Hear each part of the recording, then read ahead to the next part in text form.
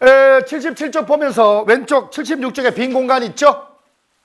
76쪽 빈 공간에다가 시에 대한 전반적 해석을 정리를 해봅니다. 자, 주목! 시! 시는 한문으로 이렇게 씁니다. 뭐냐? 절에서 하는 말이죠. 즉, 시는 얘들아, 나대지 않고 길지 않고 압축되고 축약된 것으로 이야기하는 거죠. 예를 들어 이 사람이 스님이에요. 스님은 대가리가 크다 그랬죠? 노스님이에요. 노스님, 대가리 큰 노스님이 해우소, 화장실. 왜 화장실에 해우소라고 하는지 아니? 해가 해결하는 거예요. 해가 해결하는 거. 우는 근심이죠. 근심을 푸는 곳이, 모든 속에 있는 근심을 푸는 곳이, 다 푸는 것이 해우소죠. 그래서 해우소 앞에서 이렇게 서 있어요. 그러면 여기 동자승이 하나 따라다니는데, 기저귀 찼죠? 동자승이 이렇게 따라다니는데 동자승 보고 스님이 얘기합니다. 뭐라고? 야야야야야야, 나 쌀 것 같아. 야, 나 삐져나오니까 휴지. 야, 빨리 휴지 갖고 와. 야, 산다고. 하면 뭐니? 이건 시가 아니죠. 한마디 얘기하죠. 뭐라고? 어이! 뭐라고 해? 휴지. 어이, 휴지라고 했어요. 그러면 얘가 뭐니? 아, 예, 알겠습니다, 스님. 똥 닦으실 거니까 아무거나 줄게요. 하고 뭐 신문지 이렇게 말아서 주거나 대충 이렇게 주죠. 똥 닦을 거니까 어이, 휴지라는 뜻은 뭐가 포함되어 있니? 똥 닦겠다는 뜻이 포함되어 있죠. 그리고 해우소 갔다 왔어요. 그리고 앞에 음식이 이렇게 있어요. 꼭 이런 음식이 아니죠. 이런 음식이 있어요. 그리고 음식을 먹었어요. 컵라면을 먹었어요. 그리고 젓가락 딱 넣으면서 뭐라고? 어이, 뭐라고 하겠니? 휴지. 라고 하면 뭐를 닦겠다는 얘기야? 입 닦겠다는 얘기죠.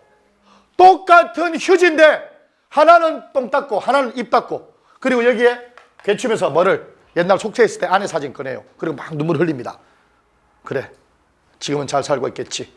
어이, 휴지. 뭐 닦겠다는 얘기야? 눈물 닦겠다는 얘기죠. 똑같은 휴지인데 의미가 다르죠. 이게 시라는 거예요.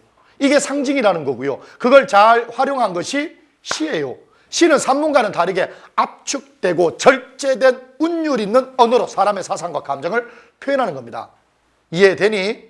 그래서 시를 산문문학이라고 하는 거죠. 그래서 이 시는 너희들이 머릿속에 꼭 기억해야 될 게 뭐냐? 우리 소설 뭐라고 했니? 현실을 바탕으로 재구성된 허구라고 배웠죠?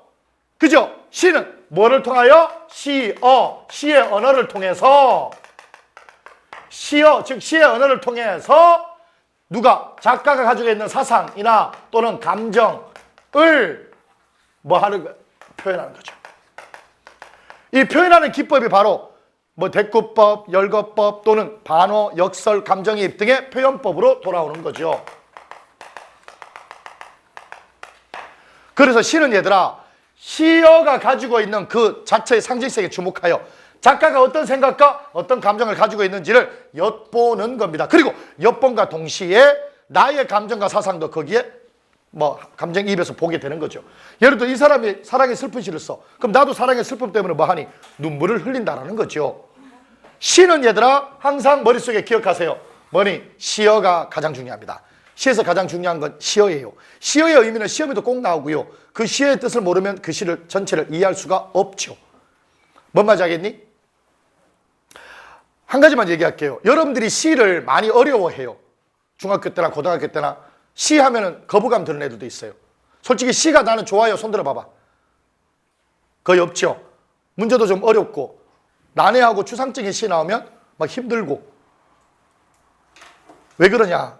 시에 대해 편견을 갖고 있기 때문이에요. 무슨 편견? 시는 어렵다, 이해하기 힘들다, 짜증난다 이런 것 때문에.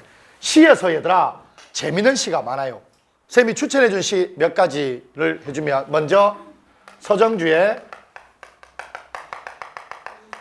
신부라는 시가 있어요. 들어봤니? 서정주 질맞은 신하라는 시집에 수록된 신부라는 시인데요.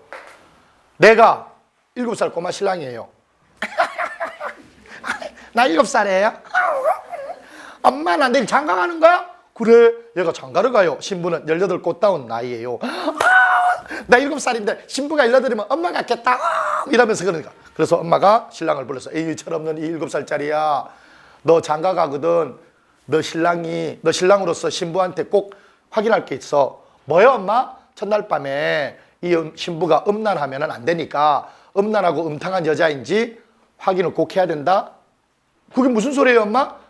그게 뭐냐면 네가 쪽두리를 내리기도 전에 막 옷을 잡아 끌고 이렇게 이불 속으로 들어가게 하려면 그 신부는 음란한 신부니까 그 신부랑은 얘기도 하지 말고 바로 집으로 와. 알았지, 애기야? 알았어요, 엄마. 알았어요. 걱정 마세요. 하고 다음날 장가를 갔어요. 보통 옛날에는 초례를 저기 신부집에서 하거든. 그래서 장가 칙을 다 치르고 이제 첫날 밤 초야를 밝혀요. 그리고 이제 촛불 이렇게 켜고 이제 7살 아무것도 모르는 시비가 잠깐만 내가 쪽두리 벗겨줄게 잠깐만 하고 쪽두리 딱 벗기다가 반쯤 벗기다가 잠깐만 오줌 마려 신부야 잠깐만 오줌 누고 올게 알았지 잠깐만 하고 이렇게 나가는데 문을 열고 나가는데 신부가 딱 옷을 잡는 거예요. 그때 어제 엄마 딱 생각나는 거야. 아하 음탕한 여자구나. 그새도 못 참고 엄마 말 들어야지 다시는 안 봐 하고 딱 잡는데 뒤도 안 돌아보고 핵 하고 그냥 가버렸어요. 마당에 오줌 누고 집에 가버렸어요. 그리고 40년인가 50년인가 지났어요. 이제 호호 백발 할아버지가 됐죠. 신랑이. 이웃 마을에 일이 있어서 가다가 그 옛날 집에 이렇게 우연히 지나가게 되는데 어머 아직도 청사초록이 있는 거야. 50년이 지났는데 그리고 섬돌이는 아직도 꽃신이 있는 거야. 뭐지? 누가 또 새로 시집가나? 하고 호기심에 이렇게 가서 기웃기웃 이렇게 방문을 이렇게 조금 열어봤어요. 어머 그랬더니 신부가 50년 전의 모습 그대로 있는 거예요. 쪽두리는 약간 반쯤 풀어진 채 초록색 저고리와 다홍 치마 입고 18살 모습 그대로 완전히 별그대죠. 막 늙지도 않고 18살 모습 그대로 이러고 있는 거예요. 호호백발 신랑 깜짝 놀란 거야. 어머 세상에 50년이 지났는데 아니 어떻게 50년 전의 모습 그대로 하고 놀라서 머리가 탁 땄는데 덕덕 걸려 하고 이렇게 밑에를 봤더니 못이 있어요. 못이 그 못에 옷자락이 걸려 있는 거야. 세상에 오해였죠. 50년 전에 꼬마 신랑이 오줌 들어 나가다가 걸린 건 못에 걸린 거예요. 그래서 뒤도 안 돌아보고 휙 갔으니까 신부가 안 그런 줄 몰랐죠. 이해되니? 신부 입장에서는 이 새끼는 지금 50년째 오줌 누는 거죠. 그죠? 오줌 들어갈게 하고 나갔다가 안 들어오잖아! 50년을. 맞아 안 맞아? 대체 얼마나 큰 방광이길래 50년째 싸고 있냐고. 어디 포포수 한이 맺히 여자가 한을 품으면 온유월에도 설이 내린다고. 50년을 이러고 도대체 오줌을 얼마나 싸고 오는 게 기다렸던 거죠. 신랑이 너무 미안한 거야. 너무 죄송스럽고 미안하고 막 아이고 하고 초록 저고리와 다홍 치마를 입은 신부한테 가서 미안해 신부야 미안해 신부야 미안해 하고 이렇게 안아줬어요. 그랬더니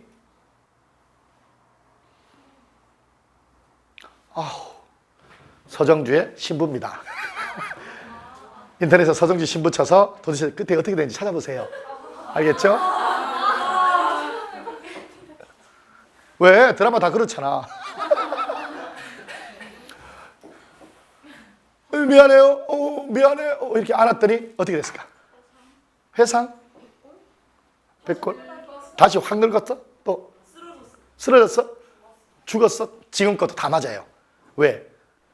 이렇게 이렇게 미안하다고 이렇게 안았더니 폭삭 내려앉아 버렸어요. 초록재와 다홍재로 폭삭 내려앉아 버렸어요. 한 풀린 거죠. 이제 오해가 풀린 거죠. 그러니까 죽었다도 맞고 쓰러졌다도 맞고 다 맞는 거죠. 확 늙어서 확 죽은 거죠. 이해되니? 재밌죠, 시? 좋은 시가 많아요. 서정주 신부시 보면 되게 재밌어요. 말 그대로 진짜 이야기예요. 너무 재미있어요. 이런 게 시인데 다양하게 접하지 못하다 보니까 맨날 진달래꽃 광야 이지랄로 하다 보니까 진달래꽃이 언제냐? 1920년대 지금 2014년 100년 전의 거예요. 나보기가 역겨우 가실 때 누가 보내줘? 확 패고가지고 막 주거 다 뺏어가고 카드 다 뺐지. 그 앞에 누가 이렇게 진달래꽃 뿌려줘? 막 아핀 막 폭탄 막 확 죽어! 니 죽고 나 죽자. 요새 막 연인하고 헤어지면 막 칼로 죽이고 뭐 엄마가 남자친구 살해하고 이런 세상에 말없이 고이보니 이런 게 어딨어. 그렇잖아. 우리 세대하고 안 맞지. 거의 그건 고전이죠, 고전. 그렇잖아. 그러다 보니까 시가 좀 동떨어졌다 생각하니까 그런 거죠. 맹호승의 정호승이죠. 맹호승이 왜 나와? 정호승의 메인 부부 가수. 맹호승이 왜 나와? 정호승의 맹인 부부 가수라는 시도 있어요. 특히 올해 이번처럼 이렇게 겨울에 추운 겨울에 쌤이 자주 아이들한테 일러주는 시기도 한데 이 시 혹시 알고 있는 사람 있니? 맹인 부부 가수가 있어요. 시 속에 맹인이야. 선글라스 꼈죠? 이 여자고 머리 파마하고 뒤에 애까지 이렇게 없고요. 이 사람들이 맹인 부부 가수예요. 그들은 길거리에서 노래를 불러서 사람들에게 돈을 받고 사는 거지예요. 근데 이 맹인 부부 가수는 사람들에게 동냥을 하면서 노래를 불러주는 거예요. 그러면서 무엇을 꿈꾸느냐? 눈사람을 꿈꿔요. 우리 다 행복하게 살 수 있을까? 우리 이렇게 거지 생활하지 않고 우리 이렇게 눈사람이 되어 좋은 삶을 살 수 있을까?를 꿈꾸면서 절박한 상황 속에서도 노래를 불러요. 무심한 사람들은 맹인 부부 가수의 옆을 두 손 꼭 찌른 채 맹추위와 싸우면서 그냥 휙휙 지나가기만 하는 거예요. 그런데 어느 날 이 사람들의 몇 번 듣다 보니까 이 사람들이 가는 앞길에 부부의 노래가 먼저 가서 배경으로 깔리는 거예요. 즉 얼어붙었던 사람들의 마음에 이제 따뜻한 바람이 와서 이 얼어붙은 사람들의 마음을 녹이는 거야. 뭐냐? 맹인 부부 가수의 노래가 너무나 아름답고 또 귀하게 들려서 지나가는 사람들이 이제는 멈추어 서서 그들의 노래를 듣게 되는 거예요. 그러면서 이 사람들은 이들에게 구걸을 하지만 여기에 돈을 주는 이 사람들은 오히려 이 사람들에게 뭐를 얻느니? 위로와 위안을 얻는 거예요. 이 사람들을 도와주는 것이 아니라 그들의 노래 때문에 이 사람들이 이 사람에게 위로를 주는 거예요. 그러면서 그들은 이 사람들의 뭐가 되니? 눈사람이 된 거예요. 맹인 부부가서는 눈사람이 되었네. 이렇게 나오는 거거든. 우리가 실제로 눈 보이지 않는 사람을 보고서 딱하다, 불쌍하다, 동정이 간다 라고 얘기하지만 그분들의 어떤 행위나 재능이나 이런 걸 통해서 일반 정상인들이 더 그들에게 희망과 또 즐거움을 느낄 수도 있다는 얘기죠. 혹시 스타킹이라는 프로그램 아니? 지금도 하고 있죠. 한 4, 5년 전이었을 거예요. 선생님이 토요일 날 그 밥 먹고 있다가 수업 빠져가지고 집사람하고 밥을 먹고 있다가 스타킹 보는데 그때 김지호라는 애가 나왔어요. 17살인데 알아? 동지야? 맞죠. 지금 똑같네. 김지호라는 애가 나왔는데 맹인이에요. 17살인데 어렸을 때부터 눈이 안 보였대요. 근데 나는 나와서 나 그저 그런 프로그램인 줄 알았어요. 그러니까 스타킹이니까 김지호라는 애 나오고 또 이제 눈 안 보이는 다른 애들 나왔거든. 그래서 장애인들을 위한 코너인가 보다, 뭐 복지 차원에서 저러나 보다 아무 생각 없이 그냥 밥 먹고 있었어요. 근데 지호가 이렇게 이제 떠듬떠듬 하면서 이렇게 인터넷에 김지호 치면, 스타킹 김지호 치면 지금도 연관 검색에 나와요. 그래서 남자인데, 그래서 이게 마이크를 이렇게 안 보이니까 떠듬떠듬 하잖아. 눈을 못 떠요. 이게 떠듬떠듬 하더니 마이크를 이렇게 잡으면서 노래를 하는데, 그때 쌤이 처음 들었던 노래예요. You Raise Me Up 이라는 노래인데, 뭐 가사도 잘 모르고, 근데 밑에 가사 달아주니까. 근데 얘가 이제 I am down 이걸로 시작하는데, 밥을 먹다가 나하고 집사람이 똑같이 숟가락을 집어 던졌어요. 그리고 막 울었어요. 너무 슬픈 거예요. 너무 슬프게 부르고 목소리가 너무 청량한 거예요. 맑고 깨끗해서 잘 들어야 쌤은 밥 먹다가 숟가락 던지는 경우는 없어요. 절대 나는 밥 숟가락을 던지는 경우는 죽어도 없어요. 근데 내가 이상쌤이 밥 숟가락을 집어 던질 정도로 완전히 그 노래에 빠져드는 거죠. 그 밑에 가사가 산이 우리를 가로막아도 내가 널 이렇게 세워 이렇게 나오거든. You raise me up, mountain 이렇게 나오면 가사도 가사인데 내가 이 눈 안 보이는 아이의 그 맑은 음성이 고음까지 올라가는데 밥상 집어 던지려고 했다니까요. 그러면서 선생님이 그 당시 좀 힘든 일이 많았었거든. 수업도 많고 막 너무 힘들었었는데 이 아이를 노래 부르면서 완전히 위로를 얻은 거예요. 밥 한 끼 그까지 안 먹는다고 내 눈물을 멈출 수가 없더라고요. 그러니까 쟤하고 내하고는 아무 상관이 없는데도 그 김지호라는 학생의 노래를 들으면서 선생님이 너무나 많은 위로를 받았던 거죠. 근데 이제 그 이후에 1년 지나고 보니까 암도 걸리고 안 좋은 걸 많이 뒤에 이제 겪는 걸 봤는데 그때마다 얘는 꿋꿋하게 웃으면서 뭐 스타킹 나가서 많은 사람들이 내 노래를 알아서 고맙고 이런 얘기를 하는데 그때 딱 이 정우성의 맹인 부부 가수라는 이 시가 딱 떠오르는 거예요. 좋은 시예요. 한번 읽어보면 뭐 눈사람이 되었네, 뭐 길을 걸었네, 뭐 이렇게 쭉 나오거든요. 근데 그걸 이렇게 쭉 보고 있으면 이 세상에 힘들고 어렵게 살아가는 사람들을 내가 무조건 동정과 연민의 눈빛으로 보내는 게 아니구나. 그들도 그들 나름대로의 삶과 인생에서 우리에게 희망과 위로를 줄 수 있구나. 여기 사거리에 가면 군밤 파는 할아버지인가 아저씨인가 계셔. 한 60대 보이시는데, 아니 여기 사거리 신한은행 사거리에 거기 아저씨 보고 사람들은 늘 그래요. 특히 학생들 지나가면서 막 눈빛이 되게 애처로워요. 이 추운데 세상에 저기 와서 저거 팔고 있으니 아유 얼마나 힘들까, 아유 불쌍하다, 이런 눈빛 되게 많이 봐요. 아니야 얘들아, 그분은 그렇게 지금은 군밤을 파지만 저녁에 집에 가면 누구보다도 든든한 한 집안의 가장이고요.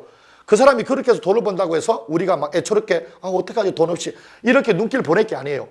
그 사람처럼 이렇게 진실되게 군고구마 팔아서 1,000원 2,000원 버는 사람이 아니라 서울이나 경기 또 대전도 있겠지만 남의 등 쳐먹고 1억 2억 10억 20억 해먹는 새끼들이 세상에 제일 나쁜 새끼들 아니에요. 그 사람은 적어도 남에게 피해는 주지 않고 저 안에서 자기 노력으로 돈을 벌고 있잖아. 오히려 그분들이 남 등쳐먹는 1억 20억 10억 20억 번의 사기꾼보다 훨씬 존경스럽고 자랑스러운 거예요. 그런 분들이. 내 말이 무슨 말인지 알겠니? 그분이 비록 돈이 없다고 해서 그분들의 인생 자체를 우리가 불쌍해 볼 필요가 없다는 거지. 장애인도 그렇다?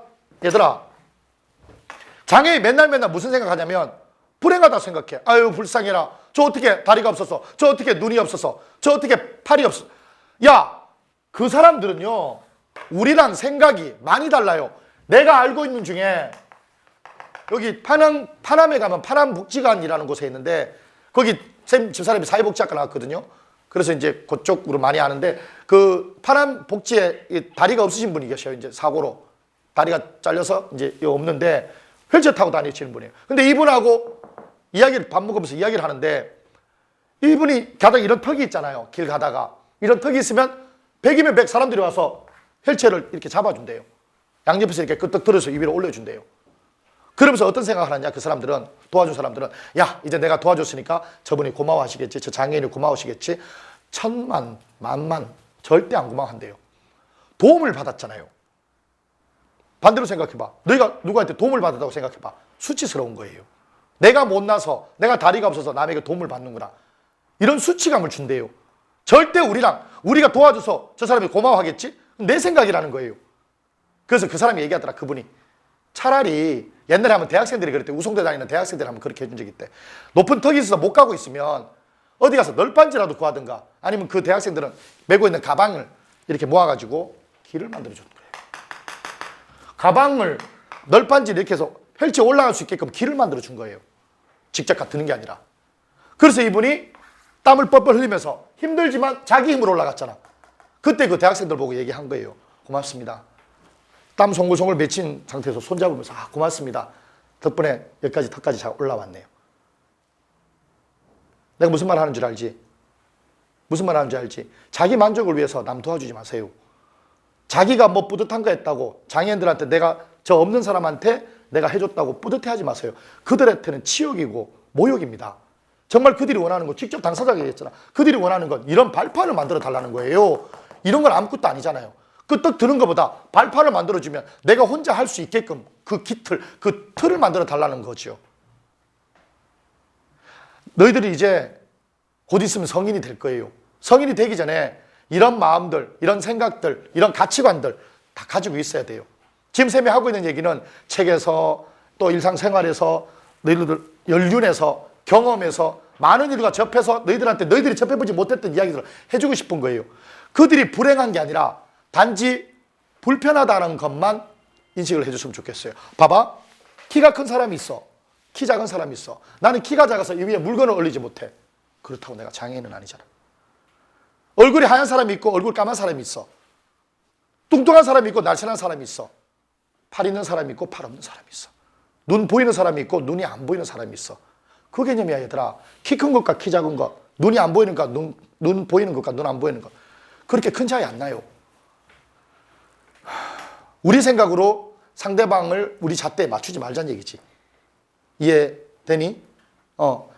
우리나라 장애인의 90%가 후천적 장애인이에요.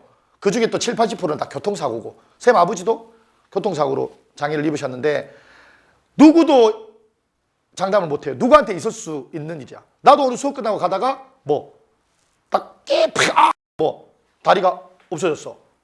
그리고 나는 쿨하게 나와요. 그 다음 주에. 왜? 다리가 없다고 수업 못하는 건 아니잖아. 다리 하나 없다고 수업 못하는 건 아니잖아. 다음날 또 재수없게 또 수업 가다 또 두 다리 이까지 잘려. 잘려. 그럼 왜? 손은 멀쩡하잖아. 뭐가 불편해? 손은 멀쩡하잖아. 단 위에 못 쓰고 여기만 앉아서 해야 되니까 여기밖에 못 쓰는 거 그것만 불편할 뿐이에요. 그러다 오른손 잘렸어. 사고 또 났어. 오른손 잘렸어. 왼손이잖아. 다 잘렸어. 온 팔다리 다 잘려서 오토 닿게 됐어. 뭐 없어. 팔다리 다 없어. 이렇게 돼 있어. 입은 있잖아. 말만 하면 되지. 조개고 와서 쓰고. 그지? 입도 다쳤어. 막 혀 다 잘리고 막 입술 다 나가. 그래도 다음 주 수업하러 나올까 말까? 나오죠. 단 수강료는 안 받겠죠. 다른 쌤이 수업하면 나한테 배운 제자가 있어서 수업하면 저 뒤에 서서 이렇게 볼 수는 있잖아. 눈은 있으니까. 그런 관점에서 보세요. 불편한 거예요. 알겠니? 자, 그 다음 시에서 이런 시와 관계돼서 우리가 또 정리를 해야 될 것이 뭐냐? 첫 번째, 자, 시와 관련해서 이제 밑에 씁니다. 1. 시는 항상 시, 상, 태를 보세요. 시를 딱 보면 상태가 어떤지를 봐야 될 거 아니야. 얘가 호수 상태인지 뭐 어떤 상태인지 봐야 될 거 아니야. 그래서 딱 보면 뭐부터 봐야 된다고? 시, 상, 태를 봅니다. 시는 뭐냐? 시적 화자죠. 또 화자 나오니까 마음이 아프네. 시적 화자. 시에서 말하는 사람이고요. 상은 뭘까 얘들아? 상으로 시작합니다. 상황. 태는 뭘까? 태도. 와, 정서. 시에서 태도는 어떤 정신적 자세를 얘기하는 거죠. 대응 방식. 어떻게 대응한다. 현실적으로 뭐 절망한다, 의지적이다, 예찬한다. 정서는 뭘까? 사람이 가진 감정이죠. 감정. 뭐가 있을까? 그리움, 외로움 이런 것들. 아쉬움 이런 것들. 그래서 시에서는 시를 보면서 항상 우리는 시적 화자가 누군지, 상황은 어떤지, 태도는 어떤지. 상황에 따라서 태도가 많이 달라지겠죠. 절망적 태도에서 의지를 가지는 것도 있을 것이고 계속 절망하는 것도 있을 것이고 이별의 상황에서 이겨나가는 것도 있고 순종하는 것도 있을 것이고. 두 번째, 시에서는 뭐를 본다? 제목. 시에서 제목은 소재 아니면 주제입니다. 시는 소재나 또는 주제를 제목으로 보통 해요. 김소리 진달래꽃, 소재가 진달래꽃이죠. 그죠? 신동엽의 그의 행복을 기도드리는, 그의 행복을 위해서 기도하죠. 이런 건 주제가 되겠죠. understand? 그래서 제목이 소재냐 또는 주제냐 이런 거에 따라서 제목이 정해지고, 그래서 제목 보면 그게 어떤 건지를 알기가 쉬워졌죠. 다음 세 번째입니다. 시어의 상징적 의미를 꼭 알아야 됩니다. 시어의 상징적 의미, 항상 그 시어의 상징적 의미는 앞 혹은 뒤에 보면 이해할 수가 있어요. 시어의 상징적 의미를 물어보는 건 꼭 나옵니다, 시험에. 그래서 시어의 상징적 의미 할 때 좋은 건 긍정적인 건 동그라미, 나쁜 건 세모, 중요하다 싶은 건 밑줄, 반복된다 뭐 이렇게 중요하다 싶은 게 있으면 밑줄 치면서 시어의 상징적 의미를 따져주세요. 예를 들어 얘들아, 하늘을 우러러 한 점 부끄러 봅기를. 하늘 좋은 거야 나쁜 거야? 왜? 그 뒤에 뭐 있는데? 하늘을 우러러 보잖아. 바람은 한 점 부끄러움 있게. 입새우는 바람에도 나는 괴로웠다. 바람은 동그라미 세모. 나쁜 게 좋은 거야? 바람에 괴로워했다. 세모. 내게 괴로움을 주는 존재죠. 뭔 말인지 이해되니? 그래서 이렇게 좋은 건지 나쁜 건지 시어의 상징적 의미를 꼭 따져줘야 됩니다. 그리고 이런 걸 가지고 표현되는 표현법을 알아야 되겠죠. 이 표현법과 관련해서는 꼭 알아야 될 게 뭐냐? 개념의 이해입니다.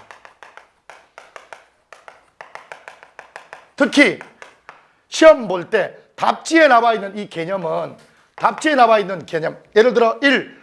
반어법을 이용하여 어쩌고저쩌고, 2. 감정이입을 어쩌고저쩌고, 이런 말 나오면 그 말이 무엇을 의미하는지를 다 알아야 돼요. 유사한 구절의 반복을 통하여 어쩌고저쩌고, 이런 말들 또 이미지와 감각적 이미지를 대비하여 이런 것도 알아야 돼요. 감각적 이미지는 뭐지? 아, 여기 보니까 빨간색 있고 파란색 있네. 까만색 있고 하얀색 있네. 이미지는 시각이니까 이미지를 대립했죠. 그런 것들이 딱 나오면 개념을 이해하면 답 찾아내기가 훨씬 쉬워진다는 거죠. 뭔 말인지 이해되니? Understand? 그래서 시를 이렇게 정리해서 보는 것이 좋고요. 마지막 5번은 별표입니다. 뭐를 깨라고? 편견, 타파. 소설에서 얘기했듯이 얘는 뭐가 아니야? 시가 아니죠. 시가 아니라 뭐라고? 시 지문이고요. 시가 아니라 시 지문이고 또 뭐가 아니라 작가가 쓴 것이 아니라 수험생, 출제자가 한 거고요. 독자가 감상하는 것이 아니라 수험생의 입장에서 감상하고 이해하는 것이 아니라 뭐가 문제를 푸는 거라고. 문제풀이 속에서 답을 찾는 이러한 개념들을 기억하고 이러한 개념들을 다 빼세요. 3년 내내 이렇게 하고요. 대학 가서는 위에대로 시를 감상하는 사람으로만 받으면 됩니다. 이해됐니? Understand? 제법입니다. 77페이지 4-1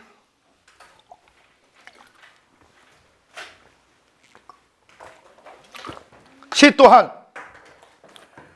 문제 푸는 원리는 같아요. 뭐랑? 소설이랑 또 비문학이랑 근거에 맞춰서 1단계, 2단계, 3단계 문제풀이, 지문 읽기, 문제 읽기, 지문 풀이, 문제 풀이. 다음 시 독해 기본 원리 78페이지. 현관펜 드세요. 78페이지 현관펜 1번에 화자 밑줄 1. 화자는 지금 어떤 상황에 있는가 할 때 1. 화자. 그 다음에 지금 어떤 상황 할 때 상황 밑줄. 상황 처지 갖고 2번 화자는 그 상황에서 무엇을 느끼고 있는가. 이게 정서죠. 그 옆에 정서 밑줄. 그 다음에 3번에 화자는 현실에 대해서 인식하고 거기에 밑줄. 어떤 방식으로 대응 밑줄. 3번에 어떤 방식으로 대응. 이건 뭐니? 태도죠.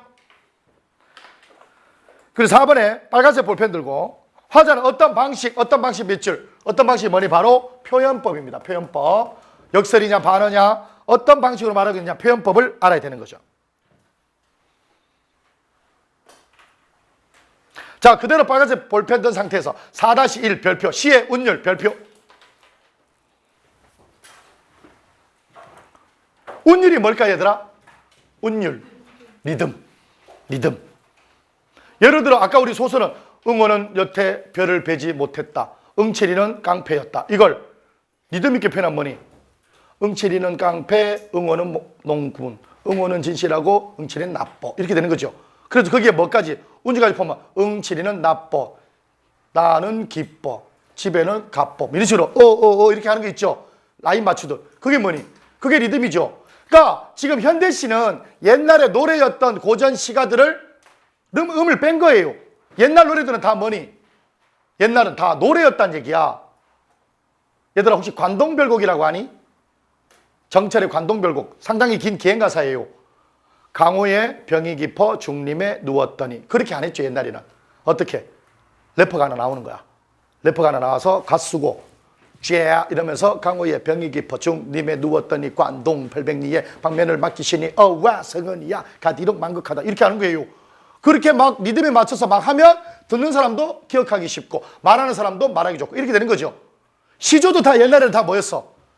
노래였다는 얘기야. 노래. 목욕탕 같은 데 왜 할아버지들 이렇게 앉아가서 청사 이렇게 하는 거 있죠. 그런 것처럼 옛날에 다 노래였다는 얘기야. 자, 시에서 그러면 운율이 어떻게 되는가 한번 볼게요. 7개가 있습니다. 빨간색 볼펜 들었니? 밑줄 칩니다. 같은 음을 할 때 음은 밑줄. 음은이 뭐니? 자음과 모음이에요. 자음, 모음. 음운을 반복하느냐. 그 다음에 밑줄 칩니다. 단어, 같은 단어를 반복하고 있느냐. 다음 밑줄 칩니다. 같은 구절. 그냥 음운이냐, 단어냐, 구절이냐 이런 것들 다 운율과 관계 있고요. 다음 비슷한 문장 구조인데 밑줄 통사 구조죠. 통사 구조는 뭐냐면 같은 거, 다른 거, 같은 걸 얘기하는 겁니다. tell me, tell me 이거죠. 무슨 말인지 알겠지? 살얼이 살을 잃었다. 청산에 살을 잃었다. 무슨 말인지 알겠니? 울어라 울으라세야. 자고 일어나 울어라세야. 창내고저 창내고저 이내 가슴에 창내고저. 이런 것들이 다 AABA의 통사 구조라는 얘기예요. Understand? 이상샘 이상샘 돼지 같은 이상샘. 이렇게 하는 것들 다. 다음 시행의 배를 규칙. 이 말은 뭐냐? 시행이 이행, 일연이 이행, 이연이 이행, 이행 이렇게 딱 이행식, 삼행식 이렇게 행이 딱딱딱 삼행, 이행 딱 규칙적인 거죠. 만약에 이게 삼행이 하나 들어갔다 그럼 아닌 거죠. 시행의 배를 규칙적으로 하거나. 다음 같은 음절수를 반복한다고 했죠. 음절수 밑줄. 음절수는 뭐냐면 바로 글자수를 얘기합니다. 글자수. 음수율인데요. 오른쪽에 없을까요? 대개 음수율은 거의 7호조입니다. 7호조. 7호조는 얘들아 우리가 뭐라고 하냐면 7호조를 전통운율이라고 해요. 왜 7호조를 전통운율이라고 하죠? 옛날에 한글 만들어지기 전에는 사람들이 다 한자로 노래했죠. 그걸 한시라고 해요. 한시. 무슨 말인지 알겠니? 중국에 유명한 한시 쓴 사람이 누구니? 두보, 이태백 이런 사람이야. 그죠? 그게 우리나라에 들어오면서 한시가 널리 성행을 했는데 그때 한시 지을 때 글자수가 몇 개니? 7개라는 거예요. 금준, 미주, 천인혈, 옥반, 가효, 만성고 이런 식으로 7글자가 유행을 했단 말이야. 그리고 또 그 뒤에 5글자도 유행을 했어요. 그러니까 7글자, 5글자가 고려 때부터 한시에 전통 운율 7개, 5개였거든. 그러니까 나보기가 역겨워. 산 넘어 남촌에는 누가 살길래 해마다 봄바람이 나무로 오네. 이렇게 7호조가 많이 발달됐다는 얘기죠. 그 뒤에. 여기까지 이해되니? 그리고 얘들아 7호조는 100% 사문보랑 똑같은 얘기입니다. 7글자, 5글자는 어떻게 끌냐면 얘들아 음보는 뒤에서 얘기하지만 호흡의 단위인데 4개로 끊고 3개로 끊고 5개로 끊어요. 얘들아 너희들이 사문보 사문보라는 말을 어디서 배웠어? 중학교 때부터 비리 배웠지만 이해를 못했던 건 뭐냐? 이 음보가 무엇의 단위라고? 호흡의 단위라는 걸 몰랐던 거죠. 안 배웠죠? 호흡 단위라는 거. 그죠? 이게 끊어 읽는 거야. 어떻게? 나보기가 역겨워. 그러니까 요거 읽을 때 요거 읽을 때 시간이 비슷한 거예요. 나보기가 역겨워. 요거 빨리 가야 되겠죠. 시간 비슷하니까. 나보기가 역겨워 가실 때는 이렇게 읽는 거예요. 그러니까 문학의 밤 행사 때 낭송할 때 이렇게 7호조로 끊어 읽으면 훨씬 더 듣는 사람, 하는 사람이 훨씬 더 자유롭게 좋게 읽히는 거죠. 뭔 말인지 이해되니? 그러니까 7호조라는 음수율은 곧 사문보하고 동일이에요. 사문보는 4글자로 끊어주고 그죠? 정산리, 백개수야, 수의감을 자랑마라. 1도 장애하면 다시 보기 어려우니. 명어리, 망궁사나니. 빨리 가야 되겠죠? 명어리, 망궁사나니. 쉬어간들 어떠리. 이렇게 하는 거죠. 그래서 사문보고 사문보 이렇게 딱딱 끊어주는 거. 알겠니? 그래서 음수율은 7글자, 5글자의 글자수로 맞추는 게 음수율이고 그 밑에 음보 밑줄. 음보율은 호흡 단위, 의미 단위, 호흡으로 끊어주는 게 음보입니다. 음수, 음보 확실하게 알겠니? 음수는 글자, 수, 음보는 호흡. Understand? 자, 그러면 여러분들이 보고 그 밑에 김소월의 길이라는 작품이 있어요. 이 김소월의 길에는 한 가지 빼고는 다 있어요. 7개 중에서 하나만 빼고 다 있습니다. 볼게요. 어제도 하룻밤 나그네 짐에 까마귀 까깍 울며 세웠어. 딱 뭐 있니? 딱 뭐 있어? 어제도 하룻밤 몇 글자니? 6글자인데 보통 음수 글자수 맞추려면 플러스 마이너스 2자까지는 허용돼요. 5글자도 7로 보는 거야. 그지? 6글자니까 7, 5조 되죠? 나머지도 다 되죠? 그럼 얘들아 7, 5조면 100% 뭐라고 했어? 사문보라고 했으니까 어떻게 읽어? 시작? 또 하룻밤, 그 다음에 나그네 집에, 그 다음에 까마귀, 그 다음에 까까, 그 다음에 울며 세워서 빠르게. 이해됐니? 됐니? 그러면 얘들아 7호조 음수율 있죠? 또 사문보 음보율 있죠? 2개 있었죠? 자, 그 다음 봅니다. 오늘은 또 몇 심리 어디를 갈까? 산으로 올라갈까? 들로를 갈까? 오라는 곳이 없어 나는 못 가. 말마소 내 집도 정주각산 차 가고 배 가는 곳이라고. 여보소 공중에 저기러기 공중의 길에서 잘 가는가? 여보소 공중에 저기러기 열시자 부판 내가 섰소. 있죠? 갈래 갈린 길. 기억 그죠? 기억 리얼 갈래 갈린 길이라 해도 기억 리얼 많이 나오죠? 내게 바이 전혀라는 뜻인데 내게 전혀 갈 길은 하나도 없어. 같은 의문의 반복이 있어 없어?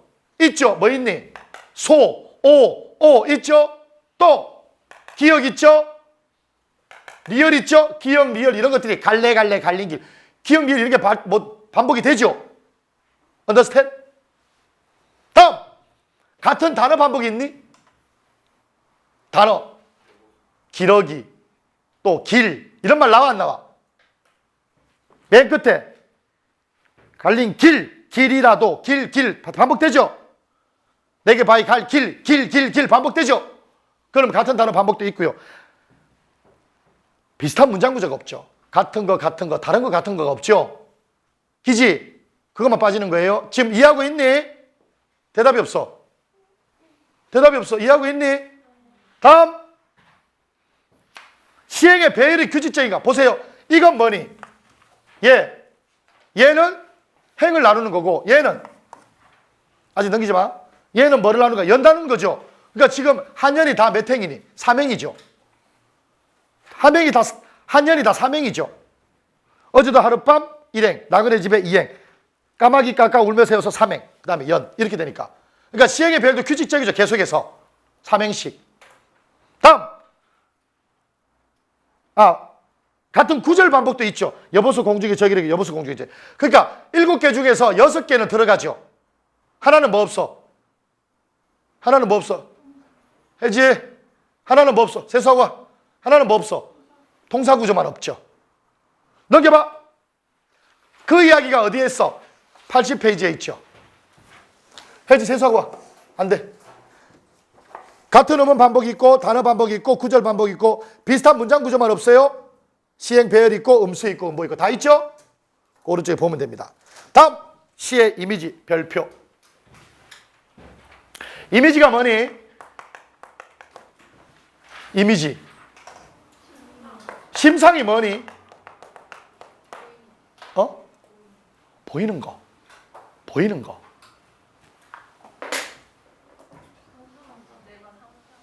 상상하는 거. 마음? 선생님 아버지가 업으라고 아까 내가 얘기했죠. 팔이 쌤 허벅지만 했어요. 옛날에 엄마 한 대 때리면 얼마나 아픈지. 아버지가 여길 때리시잖아. 그럼 이게 진동이 와서요 이까지 아파요. 그래서 쌤이 옛날에 가출함을 한 적이 있었거든. 곰탕 때문에. 엄마가 매 곰탕만 주는 거야 한 달 내내. 그래서 막 미치겠는데 어느 날 시장에서도 엄마가 뼈다귀 2개를 두고 오는 거예요. 넉 달짜리죠. 그래서 가방 집어 던지고 친구 집에 가서 내가 이틀인가 집에 안 갔어요. 그랬더니 아버지가 오셔가지고 야야 고생 많았지? 집에 가자. 엄마가 맛있는 곰탕 끓여놨다. 엄청 아버지가 한 대 때리기 시작하면 여기를 때리시면 이까지 이렇게 막 오는 거예요. 근데 내가 얘기했지 아버지 교통사고 났다 그랬죠. 그래서 지금 누워 계신데 요새는 아버지라고 하면 여기가 아파요. 여기가 짜릿한 거예요. 아버지는 내게 뭐로 남아있어? 촉각적 이미지로 남아있는 거야. 나는 아버지라고 하면 여기가 아파요. 옛날 어렸을 때 아버지가 힘 좋고 정말 잘 나갔을 때의 모습이 떠오르는 거야. 우리 집사람은 고향의 이미지가 아주 더럽게 남아있어요. 집사람은 고향이 대평리예요. 그리고 딸만 7인 집에서 넷째로 자랐습니다. 아들 봐야지 딸만 7 나왔어요. 딸만 7. 그래서 대평리 7공주 그러면 모르는 데가 없어요. 근데 아들이 없으니까 다 농사를 짓는데 특히 셋째, 넷째, 다섯째가 일 제일 많이 해요. 그래서 셋째가 고등학교 갈 때까지 똥찌개를 치다가 왜 거름 주잖아. 넷째 우리 집 사람한테 그걸 물려줬어요. 그리고 우리 집 사람이 그걸 초등학교 3학년, 4학년, 5학년, 6학년까지 한 거예요. 근데 처음에는 싫었는데 이게 자꾸 접하다 보니까 친근한 건가 봐요. 이 똥냄새가 너무 친근하대요. 그래서 우리 집 사람은 고향 그러면 똥냄새로 남아있는 거예요. 그래서 대평리 가려면 여기 노원동 이렇게 지나가거든? 그럼 노원동 이렇게 가다가 이 거름 냄새 막 나잖아. 그럼 나는 막 문 닫으려 그러고 집사람 막 연락을 해요. 왜 오빠 좋은데? 환장하겠어요. 집에서 방귀 끼잖아? 고향 냄새. 이러고 앉아 있어요. 더러워 죽겠어요. 이미지는 뭐냐면 마음에 떠오르는 어떤 형상화인 거예요. 나는 아버지 하면 아버지가 안 떠오르고 뭐가 떠올라? 촉각적으로 짜릿한 게 떠오르고요. 집사람은 고향 그러면 뭐가 떠올라? 고향은 어떤 이미지로? 후각적으로 똥냄새 하면 고향이 딱 떠오르는 거죠. 혹시 너희들 김종길의 성탄제 배웠죠? 성탄제 배웠니? 중학교 때 배우는데 김종길 성탄제에서 아버지는 뭐로 남아있어? 이미지로 남아있는 거예요. 나 7살 막 재밌게 놀고 아빠 찝찝 우쭈쭈 막 이러면서 막 귀염을 떨었어요. 그러다가 엄마 아파요 하고 알아누웠죠. 아빠 나 열나요. 할머니 나 열나요. 그랬더니 할머니가 보자. 열나는 데는 뜨거운 게 최고예요. 그리고 숯불만 빨간 숯불만 뜨거운 게 최고예요. 안 그래도 더워 죽겠는데 몸이 열나 죽겠는데 뜨거운 게 최고예요. 막 이러고 있으니까 또 죽죠. 아빠가 왔어. 우리 아들 아프다면서. 아빠 나 아파요. 잠깐 우리 아들 내가 잠깐만. 응? 돈이 없네. 아빠 무능력한 아빠. 돈도 없고 나 아빠 뒤지란 얘기야 아빠. 아들아 미안하다. 어머니 뭐 방법 있겠어요? 뜨거운 게 최고예요. 뜨거운 게. 어머니 해열제로는 약 말고 산수유 열매가 열을 내리니까 산수유 열매가 좋아. 알았어요 어머니. 아들아 잠깐 기다려. 아빠가 열 내리라 산수유 열매 따가지고 올게. 잠깐만 하고 문 열고 나갔다가 다시 문 닫고 들어오죠. 왜? 추워. 1월달에 막 영하 13도 추워. 그리고 산수유 열매 따려면 산속에서 눈이 다 쌓여있기 때문에 눈 속을 일일이 파헤쳐야 된단 말이야. 어떻게 추워 안 돼 하고 있는데 아빠 돈도 없는 아빠 가서 열매라도 좀 따오지. 뭐 이게 애처로운 한 마리 어린 짐승의 눈을 보겠으니까 알았어 하고 추운데 문을 열고 나가서 산 속에 눈 속을 막 파헤칩니다. 빨간 볼펜이나 하면서 몇 시간을 눈 속을 파헤쳐서 빨간 산수 열매를 찾은 거예요. 빨간 산수 열매를 찾은 거예요. 그래서 문을 열고 아들아 산수 열매를 찾아왔다. 그랬더니 아들 지금 어떻게 됐니? 지금 80도죠? 뜨거운 게 최고예요. 막 입고 막 타는 냄새 나고 막 이래요. 하다가 아빠 왔잖아. 아빠! 아들아! 아빠! 하고 안 떨어지죠? 왜? 시원하잖아. 얼마나 시원해. 80대 있다가 아빠 이렇게 하니까 아빠는 몇 시간 산속에 눈 속에 있으니까 차갑잖아 옷이. 그러니까 이렇게 하니까 여기가 너무 시원한 거야. 서늘해서 너무 좋은 거야. 그리고 막 눈물 나는 거야. 왜? 세상에 이 추운데 영하 13도인데 산에 가서 아빠가 이거 파헤쳤잖아. 손 얼마나 씻까? 아빠 너무 고마워요. 그리고 30년이 지났어. 서러운 30살 나의 이마에 불현듯 아버지의 서늘한 옷자락을 느끼는 것. 아버지는 돌아가셨어. 그 옛날에 도시에 반가운 눈은 내리지만 그 옛날 날 위에 산수 열매를 따오던 아버지는 돌아가셨어요. 그런데 나는 아버지 얼굴 남아있잖아. 뭐로 남아있어? 아버지 하면 여기가 서늘해지는 거야. 이마에 서늘한 옷자락을 느끼는 거야. 산수유 붉은 알라리, 붉은색의 산수유 열매만 보면 아버지가 떠오르는 거죠. 그때 날 위해 희생했던 그 아버지의 모습. 왜 제목이 성탄제인 줄 아니 얘들아? 왜 하필이면 성탄제일까? 성탄은 우리를 위해서 예수님이 오신 날이죠. 조건 없이 사람들에게 사랑을 베푼 예수의 사랑이나 조건 없이 자식에게 사랑을 준 아버지의 사랑이나 동급이라서 성탄제라고 한 거예요. 예수의 사랑이나 부모의 사랑이나 조건 없이 주는 건 똑같으니까. 서늘한 옷자락과 붉은 산수유를 나는 촉각과 시각으로 아버지는 내게 뭐로 남아있어? 이미지로 남아있는 거죠. 뭔 말인지 이해되니? 이미지는 바로 이런 마음속에 형상합니다. 거기 보면 이미지는 심상인데요. 글자 그대로 마음의 그림입니다.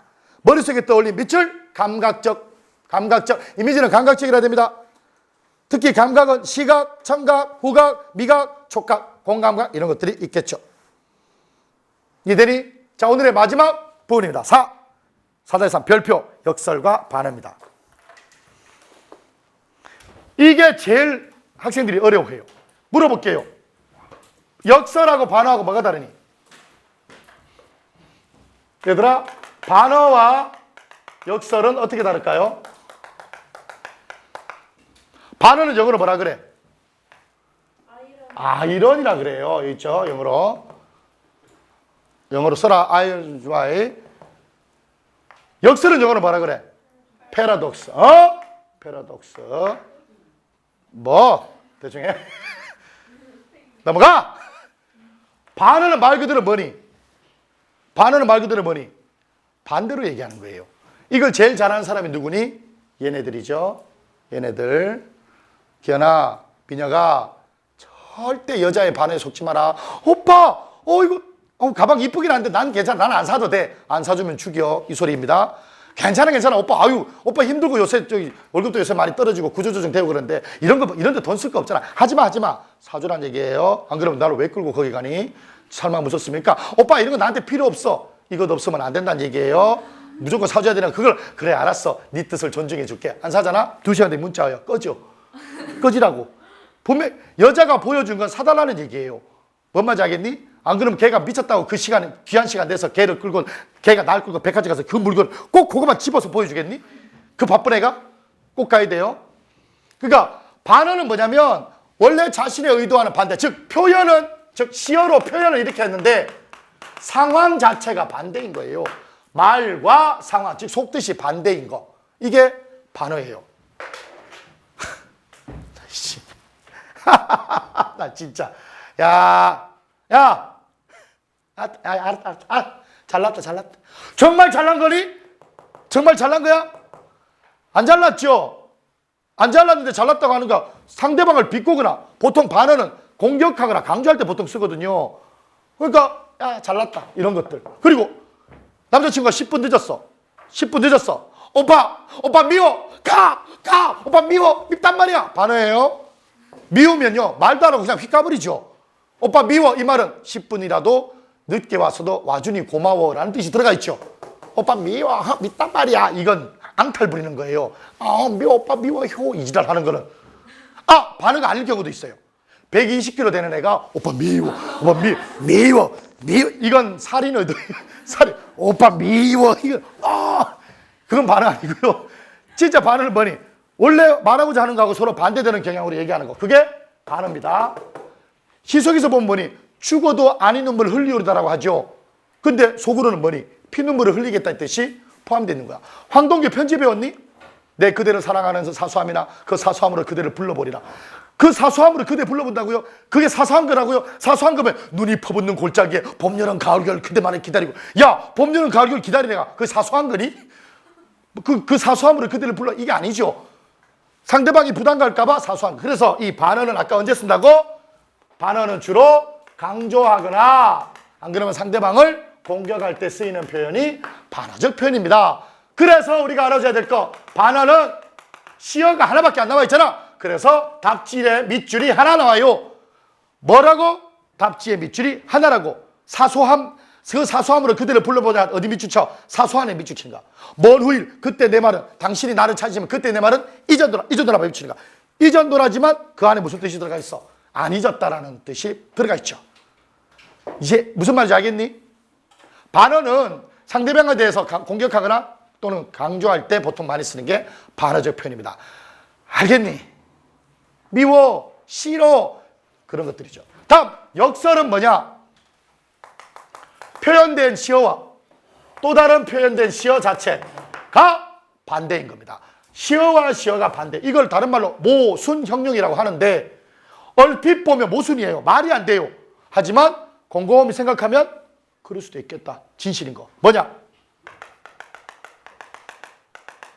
나는 김영란이시죠? 모란이 피기까지는 나는 아직 나의 봄을 기다리고 있을 테요. 모란이 뚝뚝 떨어져 버린 날 나는 봄을 여인 서름에 잠길 테요. 300예순날 한양섭습에 우옵니다. 나는 아직 기다릴 테요. 찬란한 슬픔의 봄을.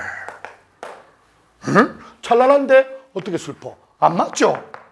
찬란한 슬픔이 어디 있어? 말이 안 되잖아. 그런데 곰곰이 생각하면 맞아요. 왜?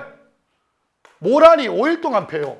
5일의 찬란함이 너무나 아름다워서 360일, 1년 360일의 슬픔을 참을 수 있다는 거예요. 서울대학교 원서 5일 내려 다니는 그 기쁨이 커서 360일의 독서실 생활 30시간 기다릴 수 있다 이 얘기예요. 뭔 말인지 얘들이 그러면 왜 이게 찬란한 슬픔이 나오죠? 무슨 말인지 알겠지? 윤동주의 십자가에 보면 괴로웠던 사나이 행복한 예수 이렇게 나와요. 이 사나이가 예수거든요.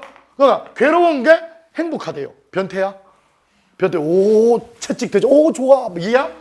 괴로운데 행복하다. 말이 안 맞죠? 괴로웠던 사나이가 어떻게 행복한 예수일 수가 있어?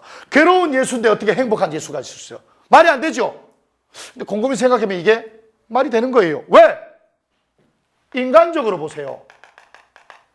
인간적으로 보면 예수만큼 괴로운 사람이 없죠. 장가 못 갔잖아. 장가 못 갔죠? 맨날 맨발로 다녔죠? 그리고 가장 믿었던 제자한테 배신당했잖아. 난 모르는데, 난 몰라, 나 베드로인데요, 나 몰라요 이랬잖아.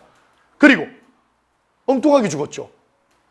그죠? 옆에 강도가 있는데 그 강도하고 같이 아무런 죄도 없이 인간의 죄를 구하기 위해서 십자가에 매달렸다며. 그렇잖아. 그러니까 인간적으로 보면 나는 억울하게 무죄인데도 세상에 십자가형이 제일 무서운 벌이거든요. 그냥 푹 찔러서 죽으면 금방 끝나는데 이건 서서히 죽어가니까. 그래서 그 극형의 벌을 당한 게 너무 괴롭죠, 인간적으로. 너무 괴롭잖아. 하지만 종교적으로 보면 행복하죠. 왜? 예수 한 사람의 죽음으로 인류가 구원을 받잖아요. 그래서 예수가 십자가에서 그렇게 얘기한다며. 아버지여 왜 저를 버리시나이까? 왜? 인간적으로 보면 너무 힘드니까. 그리고 돌아갔을 때 그런다며. 이제 모든 것을 다 이루었도다. 왜? 종교적으로 인간의 행복을, 인간의 구원을 대신해서, 대신 십자가를 지고 인간의 원죄를 본인이 다 짊어지고 갔으니까. 이해되니? 막 수업을 하는데 갑자기 저기 하늘에서 막 음성이 들리니까 안녕, 나는 하나님이다. 저 예수 안 믿는데요? 난 그냥 신이다. 왜요? 너 죽어야겠다. 왜요? 그냥 난 네가 싫어. 만약에 네가 죽으면 내가 너에게 50억을 주겠다. 싫어요. 내 죽고 난 다음에 50억 뭔 필요했어? 싫어요. 그래? 그럼 네 와이프하고 너 형제, 엄마, 아버지 다 50억씩 주겠다. 싫어요. 만들어 50억 갖고 재혼하면 되고 또 뭐 엄마, 아버지 뭐 나 죽고 난 다음에 뭐 싫어. 안 해. 그래? 네 친구들한테 50억씩 다 주겠다.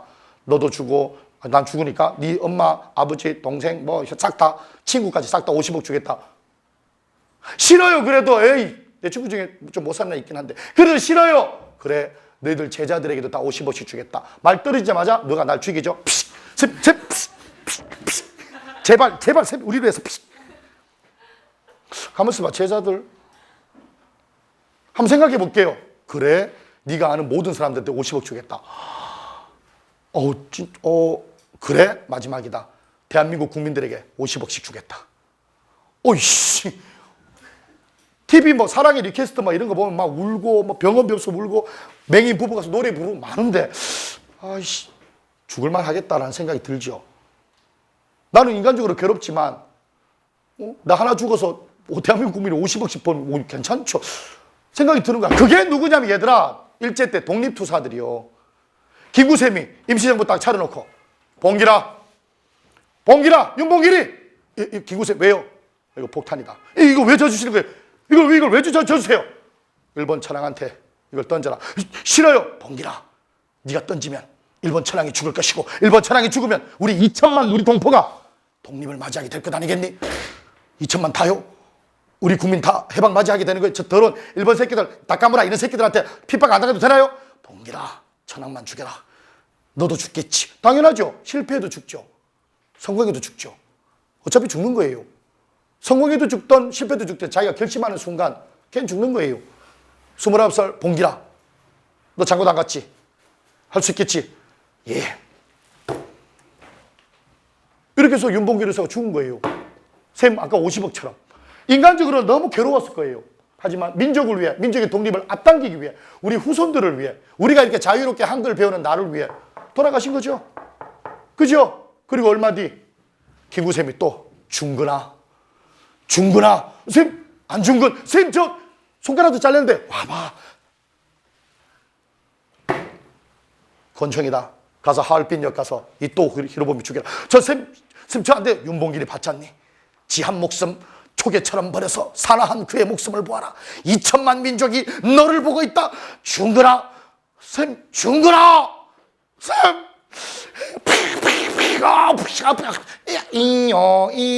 이 또 죽였죠. 그리고 안중근 의사 잡혀갔죠. 그리고 언제 죽었는지 어디 묻혔는지 우리는 관심이 없죠. 그럼 중국에서 죽었구나 하고 끝난 거죠. 그게 우리의 현실이죠.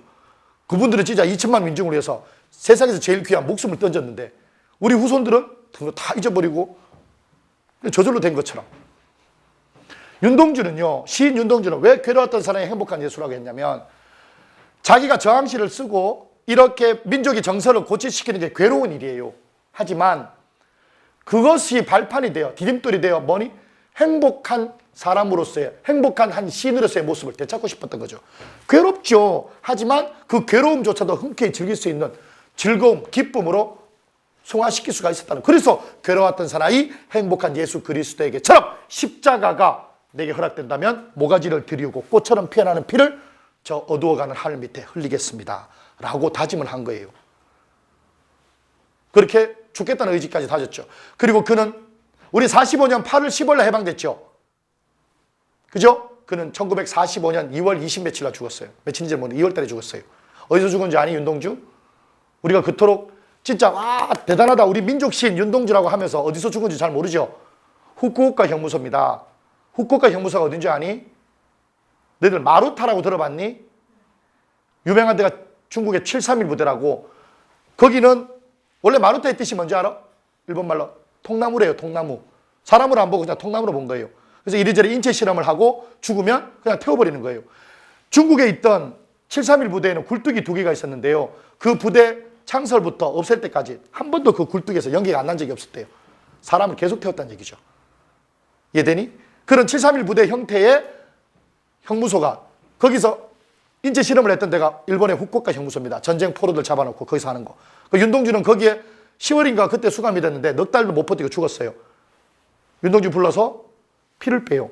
그리고 그 피 빼낸 cc만큼 막 200cc 뺐으면 그 피만큼 바닷물을 집어넣어요. 그리고 어떻게 변해가나 이렇게 보는 거예요. 사람이 피 없이 바닷물 집어넣었을 때 어떻게 되나. 그럼 바닷속에 있는 온갖 미생물들이 막 난리 칠 거 아니야. 얼마나 괴로웠겠니. 그리고 다음날 또 불러내서 또 피를 빼서 또 다른 거 주사하고. 그렇게 실험 대상으로 전락하다가 윤동주가 죽은 거예요. 비참하게 죽었어요. 몰랐죠? 몰랐죠? 윤동주의 십자가에서 그토록 괴로웠던 사람이 행복한 예수 그리스도에게처럼이라고 외쳤던 그가 정말 인간적으로 괴롭게 죽어간 그 과정을 보면 우리가 정말 이렇게 여당 정쟁에서 싸워서도 안 되고 일본 지금 하는 거 봐봐. 아베 새끼 하는 거 보면 아주 씹어먹어도 시원찮을 새끼예요. 지멋대로 하고 있는 거 보면서 그냥 너희들이 그런 거에 대한 관심을 좀 가져줬으면 좋겠어. 정말 실험 대상으로 죽어간 윤동주가 지하에서 벌떡 일어날 정도로 일본에서 저지랄 하는데 지금 너희들은 이 다음 미래 세대인 다음 세대를 이끌어갈 너희들은 그런 거에 대한 어떤 분노도 적개심도 뭐 그런 마음이 거의 없는 것 같아. 그냥 그렇게 되나 보다. 그냥 우리가 일본을 왜 미워하는지 아냐?